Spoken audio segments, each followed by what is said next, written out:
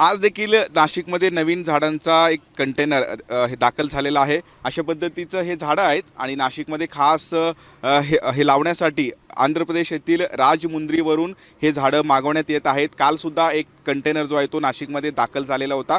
सगळे देशी प्रजातीचे हे झाडं आहेत अशा पद्धतीचं माहिती आहे आणि हे झाडं इथे लावण्यात येणार आहेत। अगदीच काही दिवसांआधीच गिरीश महाजन यांनी या सगळ्या संदर्भात घोषणा केलेली होती आणि आता हे नवीन झाडं येण्यास नाशिकमध्ये सुरुवात झालेला आहे। आगामी कुंभमेळा च्या अनुषंगाने साधुग्राम तयार करण्यासाठी तपोवनमधील काही झाडं काढण्याचा निर्णय झाला आणि त्यानंतर खूप मोठ्या प्रमाणात आंदोलन आतापर्यंत झालेलं आहे। खरं तर या सगळ्या अनुषंगाने नाशिकमध्ये 15,000 झाडांची लागवड केली जाईल अशा पद्धतीची माहिती जी आहे ते गिरीश महाजन यांनी दिली होती। आणि हे झाडं जे आहेत आता हे मोठे झाडं आहेत, जवळपास 15 फुटांचे हे झाडं आहेत आणि असे जे झाडं आहेत ते नाशिकमध्ये हे लावण्यात येणार आहेत। आणि या सगळ्या संदर्भात आपण माहिती घेऊयात। हे खास झाडं जे आहेत राजमुंद्रीवरून मागवण्यात आलेलं आहेत।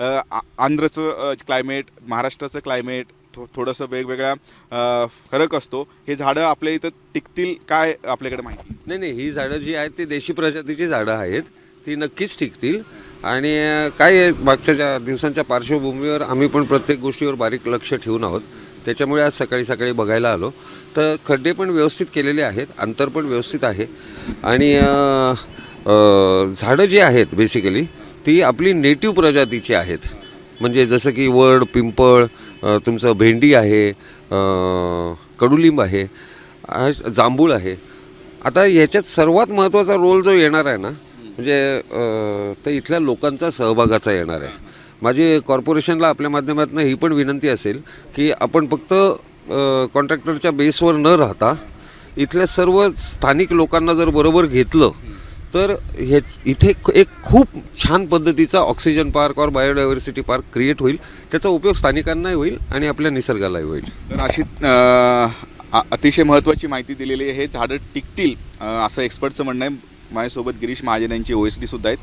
भाऊ, हे झाडं येत आहेत आता नाशिकमध्ये, नेमकं हे झाडं कुठे लावण्यात येणार आहेत आणि कधी लावण्यात येणार आहेत? सोमवारपासून सकाळी 9 वाजता याच ठिकाणी कार्यक्रम घेण्यात येणार आहे। 9 वाजेपासून या हरित नाशिक उपक्रमाची सुरुवात या ठिकाणी होणार आहे। या झाडांचा लागवडीचा मागचा उद्देश मंत्री महोदयांनी आधीच सांगितलेला आहे की नाशिकचा हरित पट्टा या नवीन उंचीवरती नेण्याचा हा प्रयत्न आहे आणि त्यामुळे या प्रयत्नासाठी सर्व पर्यावरणप्रेमी, वृक्षप्रेमी यांचा सहभाग घेऊन, सामाजिक संस्थांचा सहभाग घेऊन हा उपक्रम राबवण्यात येणार आहे। काय आव्हान कराल तुम्ही स्थानिकांना? सर्व नाशिककरांना आमचे आव्हान आहे की या हरित नाशिक, आपलं नाशिक हरित नाशिक या उपक्रमात सर्वांनी सहभागी व्हावे व या उपक्रमासाठी सहकार्य करावे। धन्यवाद। तर अशा पद्धतीचं ही संपूर्ण प्रक्रिया असणार आहे। मी मखमालाबाद या गावाच्या भागामध्ये आहे। इथे खूप मोठी जागा महापालिकेची आहे।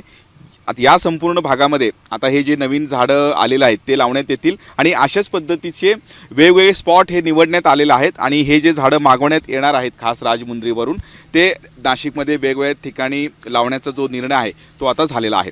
किरण गोटूर, जय महाराष्ट्र न्यूज, नाशिक।